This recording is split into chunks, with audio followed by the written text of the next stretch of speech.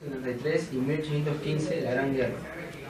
En el siglo XIX fueron causa de que tanto los conservadores como los liberales optasen a la medida de lo posible por la paz y la estabilidad. Espera, ¿tu lectura cuál es? ¿Qué título es? La última. ¿Y cuál es la última? Industrialización con Gran Bretaña.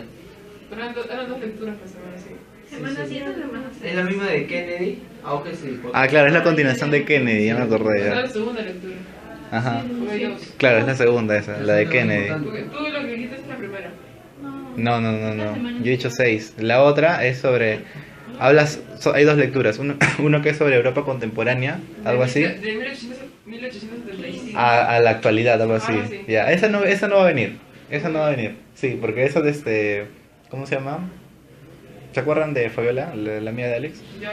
Ya ella también lleva Glova y su profesora prácticamente le ha dado casi prácticamente todo lo que va a venir y dice que eso no va a venir solamente lo de enfatizar lo que es Kennedy, revolución industrial, revolución francesa y civil, las guerras civiles, en lecturas, ¿no? Eso es lo que más va a venir.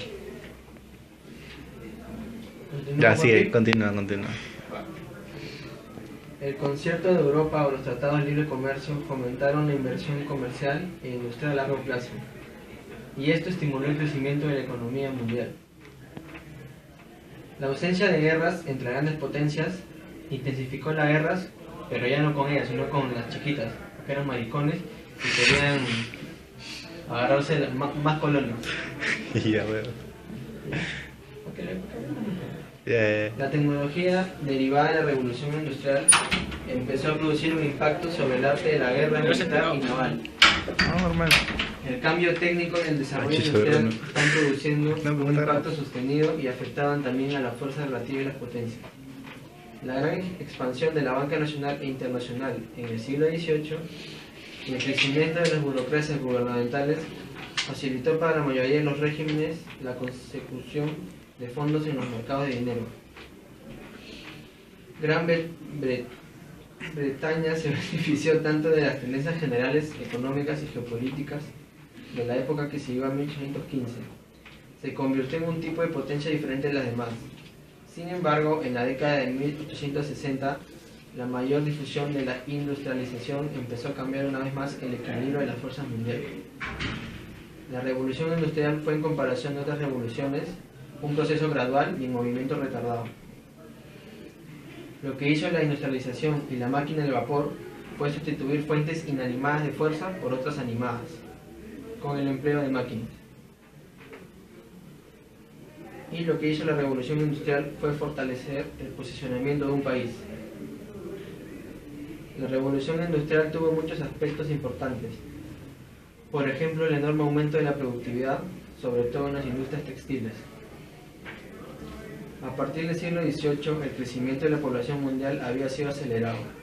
La producción agrícola se incrementó también en Europa y Asia en el mismo siglo. Algunos síntomas del auge de la población fueron la presión sobre tierras marginales, el desempleo rural y el gran desplazamiento de las familias a las ya superpobladas ciudades de Europa a finales del siglo XVIII. La revolución industrial de Gran Bretaña fue aumentar de tal manera la productividad sobre una base sostenida, tanto en riqueza nacional como en poder adquisitivo de la población. La revolución industrial infligió terribles costes al nuevo proletariado que trabajaba en minas y en fábricas. Pero lo bueno es que también hubo beneficios, que es que el salario se elevó entre el 15 y 25% entre los años 1815 y 1850. La característica de cualquier país antes de la revolución industrial y modernización es la pobreza. En ese momento, China e India, su economía decayó de modo absoluto.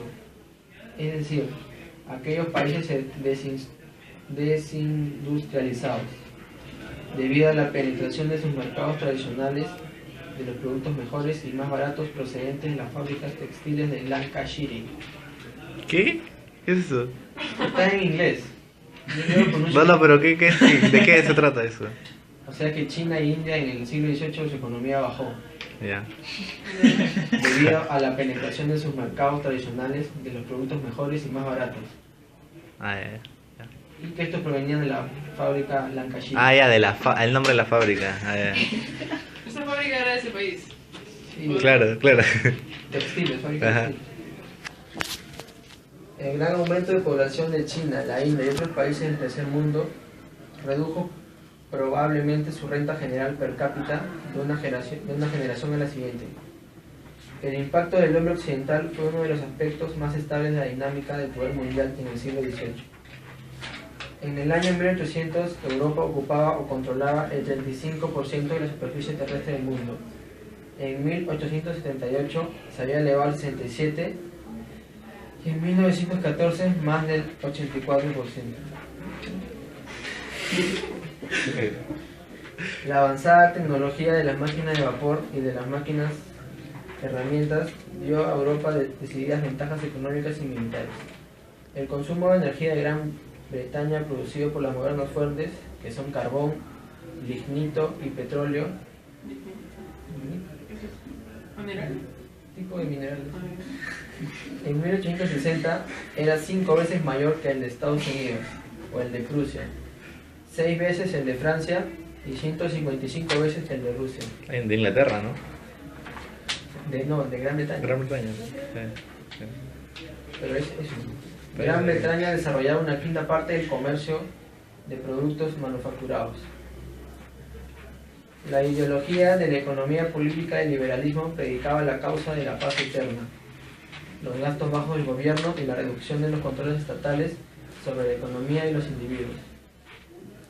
Las medidas mercantilistas fueron sucesivamente eliminadas, que se abolieron los aranceles protectores, se levantó la prohibición de exportar tecnología avanzada, se derogaron las leyes de navegación y se puso fin a las preferencias imperiales. Gran Bretaña no podía medirse según el criterio de la hegemonía militar, pero era fuerte en otros sectores. Y el primer sector es naval, gracias a la Royal Navy, que durante más de un siglo antes del 1815 había sido la más grande del mundo. El segundo sector es su expansivo imperio colonial y el tercero es la finanza. La larga paz y la facilidad en la obtención del capital del Reino Unido estimularon a los británicos a invertir en el extranjero. Las consecuencias de los elementos de peligro estratégico son la manera como contribuye al país a la expansión a largo plazo de otras naciones, y la otra es la creciente dependencia de la economía británica con respecto al comercio y a las finanzas internacionales. Los mercados de ultramar eran vitales para la industria textil algodonera. El crecimiento del sector financiero no solo fomentaba el boom de mediados del siglo, sino que demostraba cuán avanzada y progresiva se había vuelto Gran Bretaña.